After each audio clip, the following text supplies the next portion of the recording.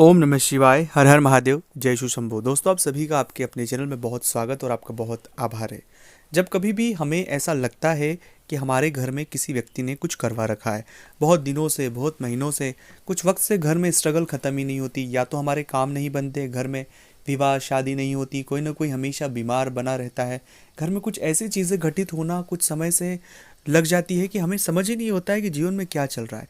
एक परेशानी गई नहीं, दूसरी परेशानी शुरू हो जाती है। ऐसा सामान्य परिस्थितियों में नहीं होता, ये विशेष परिस्थितियों में होता है कि ये परेशानियाँ एक वक्त से हमारा पीछा छोड़ने का नाम ही नहीं ले रही है। हम बहुत परेशान हो जाते, कई बार सोचते भी हैं कि क्या हो चुका है। तब हमारे मन में ये प्रश्न उठता है कि कहीं किसी व्यक्ति ने हमारे घर में कुछ करवा तो नहीं दिया है, अगर करवा दिया है तो किसने करवाया। तो आज इस वीडियो में हम जानेंगे कि ये पूरी जो तरीका है, पूरी जो बातें हैं कि कोई व्यक्ति अगर किसी व्यक्ति के घर में कुछ करवा देता है, ये जो बातें हमारे दिमाग में शुरू हो जाती है वो कहाँ से शुरू होती है, उनका क्या उपाय है, क्या रोल है और उनसे कैसे निपटना है, ये पूरी बात इस वीडियो में समझेंगे।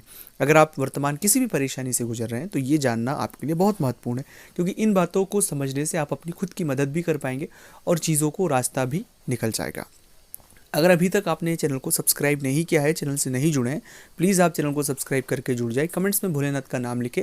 और अगर आप चाहते हैं अपनी कुंडली का विश्लेषण हमसे करवाना, स्क्रीन पर नंबर चल रहे हैं, आप व्हाट्सएप पर अपॉइंटमेंट लेकर हमसे बात कर सकते हैं, उसका फीस शुल्क लागू है। दोस्तों, जब कभी भी कोई व्यक्ति बहुत परेशानियों में आ जाता है, उलझ जाता है, तो उसे ऐसा लगता ही है, पर कुछ संकेत हैं जिन संकेतों को हमें समझने की आवश्यकता है। जैसे कि अगर हम घर में जाते ही हमारा मन नहीं लगना, हमारा जब मन नहीं लगना शुरू हो जाए, घर में जाते से हमें बहुत ही ऐसा उचावटन सा लगे कि घर से कहीं बाहर जाए, बाहर रहते तो बहुत अच्छा लगता है लेकिन घर में आने के बाद हमें बहुत नेगेटिव फील होता है। दूसरा ऐसा कि हमें एक बदबू हमारे इर्द गिर्द महसूस होती है, ऐसी बदबू जो हमने कभी महसूस नहीं की हो, उस तरह की बदबू आना। तीसरा है कि अचानक से इस तरह के सपने मन में आना, इस तरह से सपने आना कि जिन सपनों का कोई सेंस नहीं है और बार बार एक ही तरह के सपने आना। चौथा ये होता है कि हम एक अज्ञात डर से अपने इर्द गिर्द ऐसा अज्ञात डर कि ऐसा हो जाएगा, ये हो जाएगा, एक इतनी नकारात्मकता हमारे इर्द गिर्द हो जाती है कि जिससे हम चाह कर भी बाहर नहीं निकल पाते।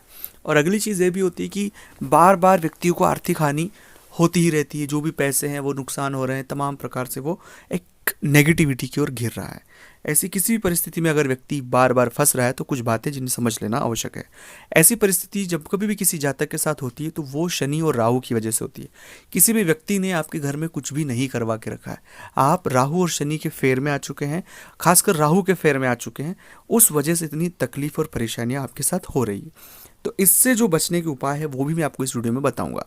परेशानी तो आपको पता लगी गई है कि क्या परेशानी, लेकिन हल क्या है।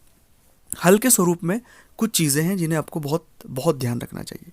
सबसे पहला हल है कि अपने घर में नियमित आप बजरंग बाण का पाठ करें। जब आप बजरंग बाण का पाठ करेंगे तो राहु और शनि से संबंधित जितने सारी नेगेटिविटी आपके जीवन में हो रही है इस तरह की, उनसे आप धीरे धीरे बहुत कम समय में बाहर आ जाएंगे। तो बजरंग बाण नियमित पाठ आपको करना है। दूसरा है कि सूर्य के सामने खड़े होकर हनुमान चालीसा का पाठ आपको करना है।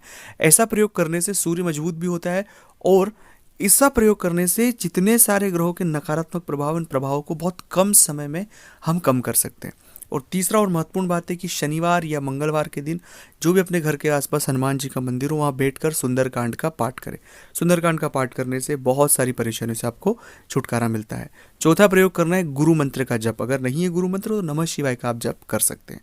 और पांचवा की फिर भी परेशानी नहीं तो स्क्रीन पर नंबर चल रहे, व्हाट्सएप पर अपॉइंटमेंट लेकर बात करें।